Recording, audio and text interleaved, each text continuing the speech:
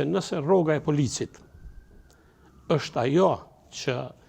e mirëmban familjen, është ajo që është stimulim edhe për ndjekjen e krimit të organizuar. Kemi planifikuar që të ketë policë shtesë, kur e kemi parasysh gjendjen që ekziston në Kosovë, e para që duhet të jetë për një qeveri të përgjithshme, është krijimi i sigurisë me institucione të cilat e përbëjnë sigurinë, në këtë rast profesionalizmi, që duhet të jetë në shkallën më të lartë, të mundshme,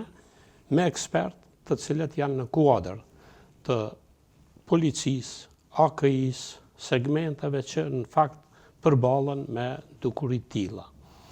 E dyta që është më me rëndësi është mirëqenia e personelit policor dhe të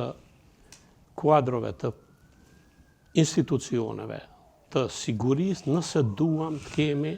një siguri më të lartë dhe një efikasitet në punën e ekspertëve të cilët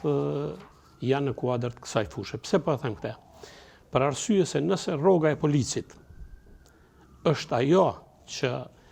e mirëmban familjen, krijon mirëqenie dhe ka vullnet për punë,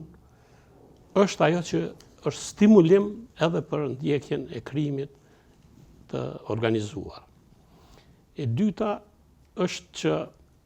nëse kemi ne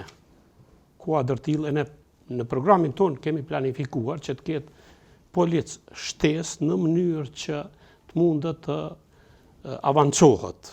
edhe siguria në vend, e sidomos në një polici lokale e cila do të mund të kishte kontrollin edhe në segmente të lokaliteteve ku mund të ketë krim të organizuar.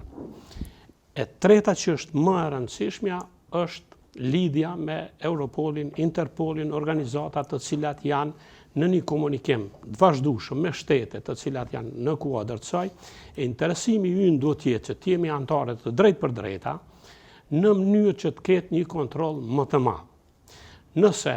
ne i lëm policët pa kushte, nëse nuk kanë edhe shtesën e rrezikshmërisë që shpeshherë janë ballafaquar